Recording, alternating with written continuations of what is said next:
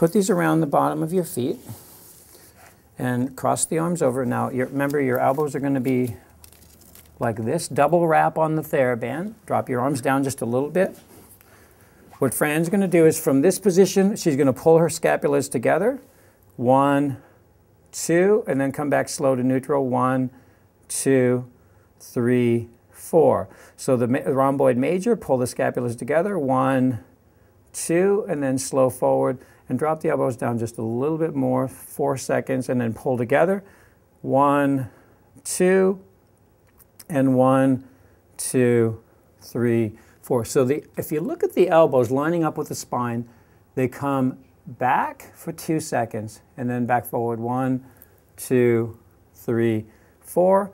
1, 2. These muscles are always weak and inhibited. They're designed to stabilize your scapula so that we don't have problems between your shoulder blades. So what I'm going to recommend is that you stop stretching those muscles, and start strengthening those muscles so they can do their job. They can stabilize your scapula. And when these muscles are relaxed and strong, they're not going to hurt between your shoulder blades anymore. Next stretch, we'll stand up. If somebody has a posterior rotator cuff injury, what that means is if it's a posterior rotator cuff injury, it's these two little muscles in the back of the shoulder. Their names are actually infraspinatus and teres minor for the clinicians.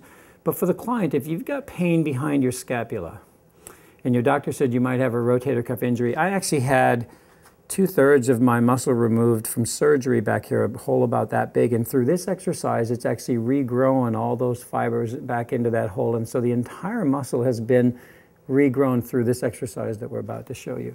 So what we're going to do, Fran, is you're going to take this band in the hand. You're going to put a double wrap on this hand, and you're going to hold that down by your hip. Typically, I would put a small towel. I'll just use this other band for a second. I would put a small towel or roll something under the elbow. And what you're going to do is you're going to roll your hand out for 2 seconds and then come back slow. 1, 2, 3, 4. Let's let them see that from the side. So lateral rotation is 1, 2, and then coming back 1, 2. Notice the arm doesn't go into extension. All the motion is coming. When she rolls the arm out, she's shortening this.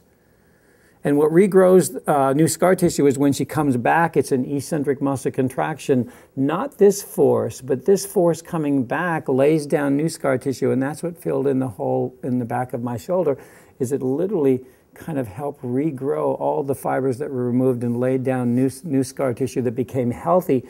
So what this does is this strengthens the posterior rotator cuff. Remember, the muscles in the front are short, but the muscles in the back are weak.